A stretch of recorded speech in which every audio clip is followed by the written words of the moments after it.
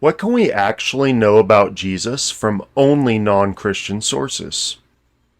If every copy of the New Testament disappeared tomorrow, would we know anything about Jesus? Some skeptics assume we wouldn't know anything. Even many Christians assume we'd know almost nothing. But what does ancient history actually tell us about Jesus? Hey everyone, welcome back to the channel. I'm Josh and this is Practical Apologetics. Today we're asking a simple question. What can we know about Jesus using only non-Christian sources? To answer that question, we're going to look at several ancient sources that mention Jesus or the movement he started. Before we begin, it's important to understand the purpose of this video and what we're not doing. We're not asking whether Christianity is true. We're not asking whether the resurrection happened. We're not asking whether the New Testament is reliable. Instead, we are simply acting as historians and asking a much narrower historical question. If we set the New Testament aside completely, what can we still know about Jesus from sources outside the Christian faith? The main sources we'll be looking at are Josephus, Tacitus, Pliny the Younger, and the Babylonian Talmud. Josephus was a 1st century Jewish historian. Tacitus was a Roman historian writing in the late 1st and early 2nd century. Pliny the Younger was a Roman politician, judge, and author whose correspondence gives us a glimpse into the lives of the early Christians and Christianity. And the Babylonian Talmud is a major Jewish text compiled between roughly the 2nd and 6th centuries that preserves Jewish traditions and legal discussions. None of these sources are part of the Bible. None were written by followers of Jesus. Some were indifferent to Christianity. Some were openly hostile. Yet all of them contribute valuable information to the historical picture. Let's begin with Josephus. Before we do, I should mention though that Josephus refers to Jesus more than once in his writings. And one of those passages in particular, often called the Testimonium Flavianum, is debated among scholars because it may contain later Christian additions. Most scholars, including many skeptics, believe Josephus originally wrote something about Jesus there, but there is some disagreement about the exact wording. So for the purposes of this video, we're not going to use that passage at all. Instead, we're going to focus on a different passage that is considered authentic by virtually all scholars, including skeptics. In Antiquities of the Jews, Josephus describes the execution of a man named James. He writes, "He convened the judges of the Sanhedrin and brought before them a man named James, the brother of Jesus, who was called the Christ, and certain others. He accused them of having transgressed the law and delivered them up to be stoned." Let's pause and think about what Josephus has just told us. Josephus was not a Christian. He wasn't trying to defend Christianity, yet he casually refers to a man named Jesus and identifies James as Jesus' brother. Notice that Josephus doesn't stop to explain who Jesus is. Apparently, he assumes his readers would already know which Jesus he's talking about. And that brings us to our first conclusion. Conclusion number 1, Jesus existed. And that may sound obvious today, but historically it's very important. Josephus treats Jesus as a real historical figure that was fairly well known, not a legend or mythological character. Josephus also gives us another conclusion. Conclusion number 2, Jesus was called the Christ. Notice Josephus's wording, Jesus who was called the Christ. Christ is not Jesus' last name, it's a title that he was known by. It means Messiah. Historically speaking, Josephus confirms that Jesus was known by this title. Josephus also tells us something else. Conclusion number 3. Jesus had a brother named James. And that leads us directly to another conclusion. Conclusion number 4. James was executed by the Sanhedrin, a Jewish council that dealt with matters of religious law. According to Josephus, James was delivered up to be stoned. That gives us valuable historical information about both James and Jesus from a non-Christian source. Now let's move to our next source. The Roman historian Tacitus writes about the persecution of Christians under Nero. He writes, Nero fastened the guilt and inflicted the most exquisite tortures on a class hated for their abominations, called Christians, by the populace. Christus, from whom the name had its origin, suffered the extreme penalty during the reign of Tiberius at the hands of one of our procurators, Pontius Pilate. Tacitus is not a Christian source.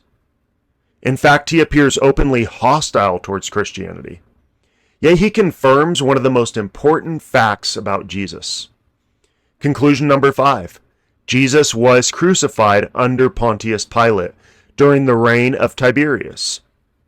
This is one of the strongest historical facts about Jesus. Even skeptical historians overwhelmingly accept it. Now let's think about something else. If Roman historians are discussing Christians decades later, and Roman officials are encountering Christians throughout the empire, what does that tell us? It brings us to another conclusion. Conclusion number 6. Jesus attracted followers and started a movement that survived after his death. Jesus was not an obscure figure living in complete isolation. He attracted people who followed him and continued identifying themselves with him even after his death. And that leads naturally to another conclusion. Conclusion number 7. That movement continued to grow after Jesus' death. Many movements disappear when their founder dies. Christianity did not. Instead, it continued to spread. Which brings us to Pliny the Younger. Writing to the Roman Emperor Trajan around 112 AD, Pliny describes what he learned about Christians. He writes, "They were accustomed to meet on a fixed day before dawn, and sing responsively a hymn to Christ as to a God." Think about that for a moment. This is not a Christian telling us what Christians believed. This is a Roman governor reporting what Christians believed. And according to Pliny, Christians were gathering together and worshiping Christ. That brings us to conclusion number 8. Christians worship Jesus as God. Not merely as a teacher, not merely as a prophet, not merely as a respected leader. They actually worshiped him. And they were doing so remarkably early in Christian history. Pliny also tells us something else. While investigating Christianity, he writes, "Accordingly, I judged it all the more necessary to find out what the truth was by torture from 2 female slaves who were called deaconesses. But I discovered nothing else but depraved and excessive superstition." Elsewhere in the same letter, Pliny explains how he tested those accused of being Christians. Those who denied that they were or had been Christians, when they invoked the gods in words dictated by me, offered prayer with incense and wine to your image, and moreover cursed Christ. These I thought should be discharged. Think about what Pliny is describing. A Roman governor investigating Christians used torture during his inquiry and gave suspected Christians opportunities to worship Roman gods and curse Christ. Some complied and were released, but others refused. That brings us to conclusion number 9. Some Christians were willing to suffer rather than renounce their faith even under torture. Now, this does not prove Christianity is true. People can be sincere and still be mistaken. But it does demonstrate the sincerity of at least some early Christians. Pliny also helps us reach another conclusion. Conclusion number 10. Christianity spread throughout the Roman Empire. By the early 2nd century, Roman officials were already dealing with Christian communities across multiple regions. The movement had survived the death of its founder and continued expanding. Finally, let's briefly consider the Babylonian Talmud. The Talmud is much later than our other sources and must be used carefully. However, it preserves hostile Jewish traditions about Jesus.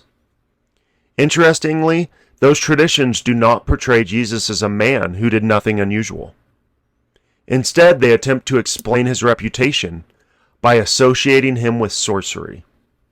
Sanhedrin 43a says, speaking of Jesus, he practiced sorcery and enticed Israel to apostasy.